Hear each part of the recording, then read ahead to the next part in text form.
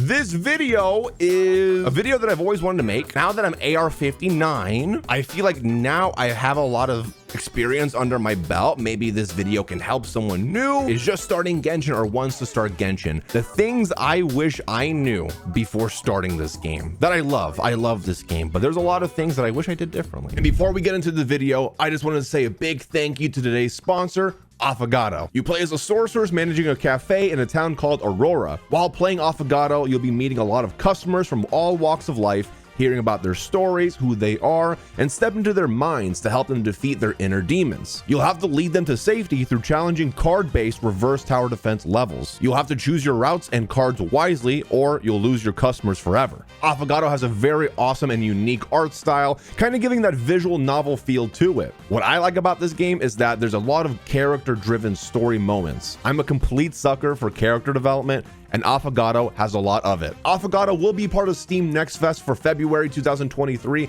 and if you want to try the game out for yourself, there's a free demo that you can try out on Steam. There's a link in my description below and in the comment section.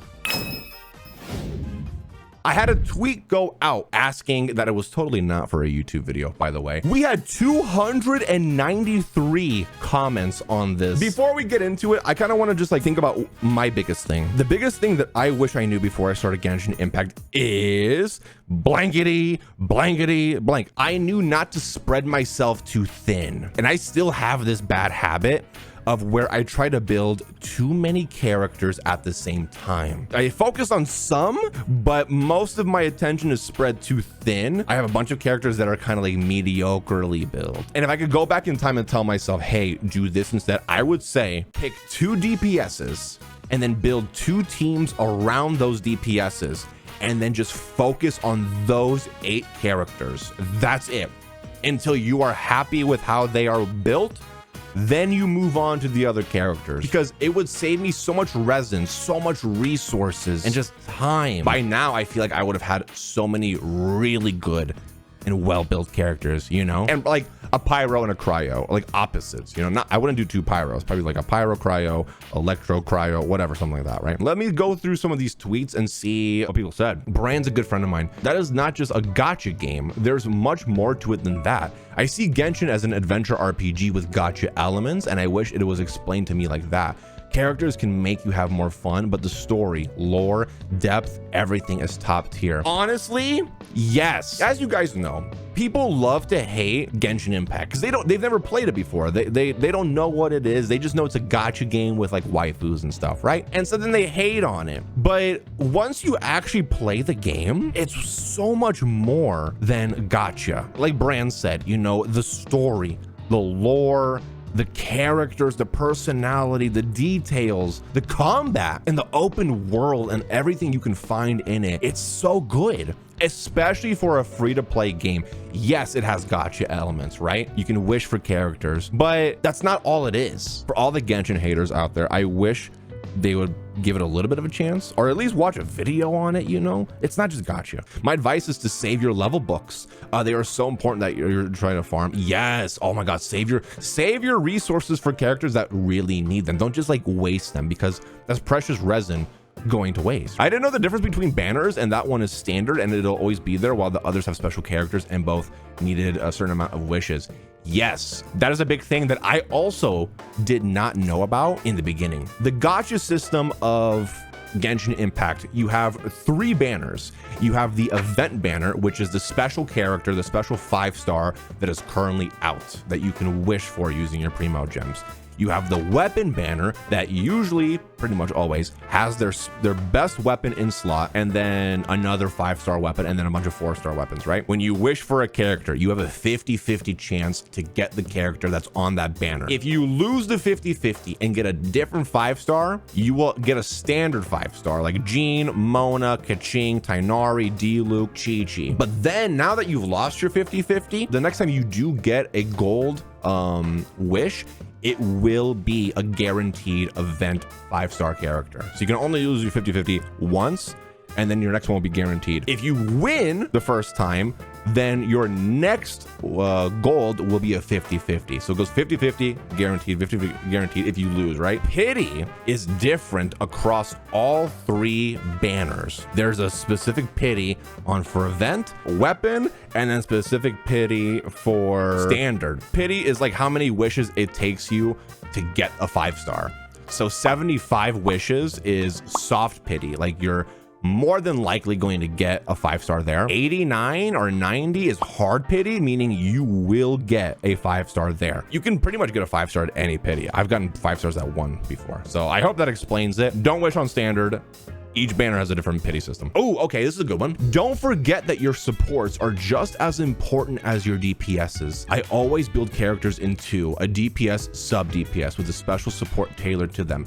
Perfect for those events where you can only play as 2 of your characters at a time. That's a big one. And that's something that I'm still trying to learn. Do not neglect your support characters, because a good support character will make your good DPS character great. It'll boost them so much. Do not neglect your support characters at all, because they will help so much, dude. I'm starting to finally at AR-59 build my support characters, and I've seen it boost my DPSs so much. So do not neglect them. Farm ley lines and bosses for the future. Yes, ley lines are how you get level up books and more up, and then bosses, you need to fight bosses in order to get specific drops to level up your characters. Those are very important. Pull for whoever you want, yes, but don't pull for niche characters just starting out. That's something I would agree with. There are a few very niche characters, like in my opinion, Nilu, very niche character. She's cracked, but at her niche, right? How much I was gonna simp. I needed more preparation. I've never played a game with characters like Genshin, so man, I was in for a ride. Just look at her.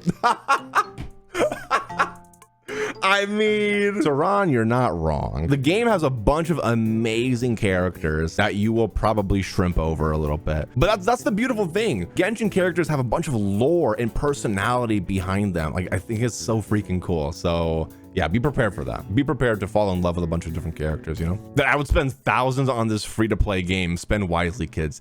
That is actually something important, though, that I will talk about. Do not spend money in this game when you first start off, because gambling addictions are real and they're serious, and they're not to just be taken for granted. So just be careful about that. Enjoy the game. Only use the primo gems that you earn through playing the game, and see if you like it. If you see yourself really enjoying the game and playing it a lot, then you maybe might consider it, but only spend what you can afford to lose. This is my mentality. Spend money that if you were to just rip it in half, like a $20 bill, if you were just to rip that $20 in half and throw it away, are you okay with that? Bankruptcy!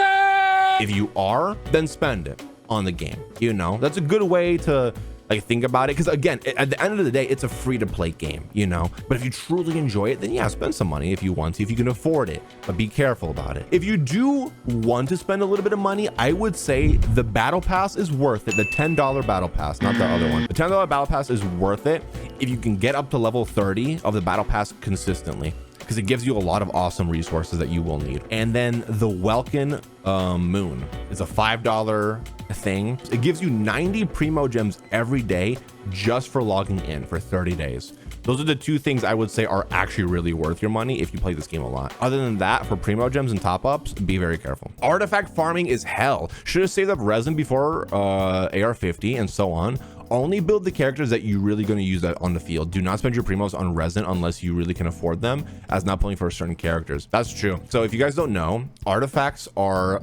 Think about artifacts as your armor pieces for your character, and each armor piece adds on to your overall stats for your character. When you artifact farm, it's not a guarantee that you're gonna get a good piece, which is why sometimes artifact farming can be sometimes, because it's just like, I spent my resin, I didn't get any good pieces today, and it's kind of like another gacha system, which kind of sucks. I think it's built into the game to keep you coming back to play more, but it's not always bad, right? You can always try to like strongbox, which is like a way for you to go to a crafting bench, put in all your crappy artifacts, and then re-roll them pretty much into a different artifact set, and hopefully getting better pieces. I wish someone warned me that I'll break my F2P status because of Ginger Guy that I'm benching after 3.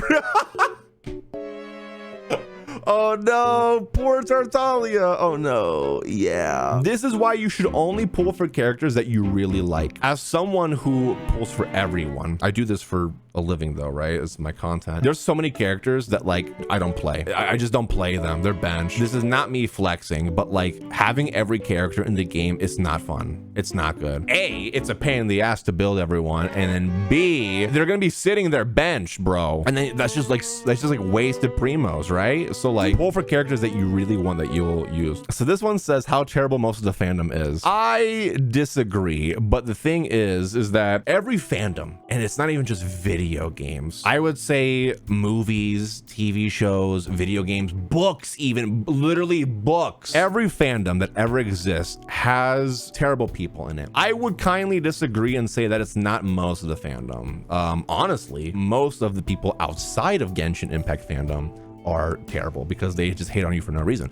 But there's definitely a side to the Genshin Impact fandom that is not great, you know, but that's every fandom. Just ignore them, do what you like to do, find your people that you enjoy talking to about Genshin or playing Genshin with, and just surround yourself with those people. Every fandom's gonna have that though, honestly. The toxic fans are the loudest though, because they need to be, because otherwise no one will listen to them, right? Be aware that materials for Inazuma characters will be AR gated behind the Inazuma Archon quest. Don't pull for Inazuma characters while new. You're not okay with them sitting on level for a while. That is true. Some characters, if you're not far enough in the story or in the world, you will not be able to farm for them, like Inazuma. You can only get to Inazuma at a certain point, unless you do the glitch that I showed you on my YouTube in the story. So if you're fine with pulling for an Inazuma character and having them sit there for a while, then yeah, go for it, wish for them. But if not, don't wish for them and skip them for now. This is an important one, that the meta does not matter. Too many people focus on having the best teams and clearing Spiral Abyss in 0.4 seconds, but it doesn't matter. Just play the characters that you love. I am one of those streamers that I always say that. I say it like every day. Meta does not matter. It matters if you are trying to like 36-star Abyss or, you know, stuff like that. You could even 36-star Abyss with non-meta characters. You can. Will it be harder? Probably, but you can still do it. And you should not let the meta dictate how you enjoy or play this game. You should not let the meta dictate who you pull for just because they're an S tier character or whatever. Pull for the characters that you enjoy and that you want to play as. Use the interactive map. Yes. Oh my God. Yes. If you're new to Genshin Impact and you're watching this video, make your life easier. Look up the Genshin Impact interactive map and use it. It'll tell you pinpoint where all of the things you need to collect are. Everything, even like oculuses, which you use to, or oculi that you use to level up your stamina. Do it. Just do it. It'll save you so much time. And do it from the beginning, because if you do it later after collecting some stuff, then you won't know where you've collected, where you haven't collected. So just do it from the beginning. And then like, I think you can even, there's like a mark off feature as well. You can just mark off things. I wish I had known that the shop was locked to the device on which the account was created. The PlayStation Store is expensive in comparison to mobile, and I bought the battle pass can only be collected on the device used to create the account as well. It's true. I have this issue where like if I play on PlayStation and I collect my battle pass rewards, I can't collect all of it. I can only collect everything from my battle pass, like the top and lower bottom, on PC, since that's where I bought my battle pass and that's where I started.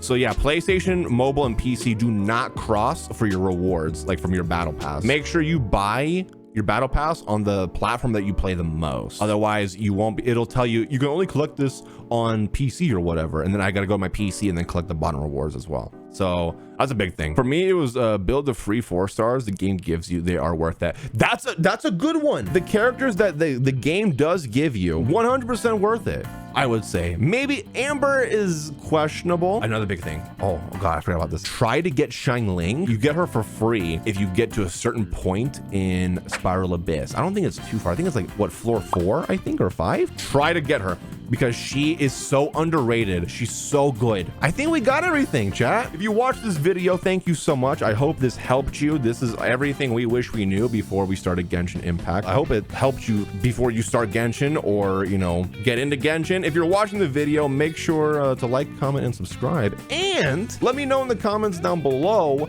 what is one thing you wish you knew before you started Genshin? I would love to know. But anyways, thank you for watching.